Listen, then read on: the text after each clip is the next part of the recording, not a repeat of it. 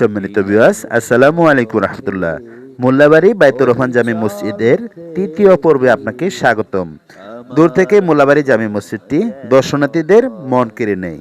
ভাবতে অবাক লাগে যে 1950 বা 60 দশকে যেখানে যোগাযোগ বা রাস্তাঘাট ব্যবস্থা ভালো ছিল না, সেই সময়ে গ্রামের মাঝে এমন কারুকার্য মসজিদটি নির্মাণ করা অনেকটাই কঠিন ছিল। আপনাদেরকে যদি মসজিদের ভিতরের অংশটুকু দেখানোর চেষ্টা করি, যে কারুকার্যগুলো করা হয়েছে তা হচ্ছে লতা পাতা চাঁদ ও ফুলে সুসজ্জিত করা হয়েছে।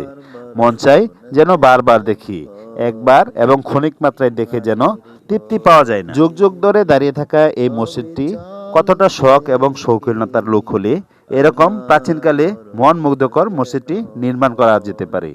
সত্যি ফজর আলী মোল্লা সাহেব বাংলাদেশের বালুঘাটে দৃষ্টিনন্দন একটি মসজিদ স্থাপনা করে রেখে গেছেন, যা যুগ যুগ ধরে ইতিহাস হয়ে থাকবে।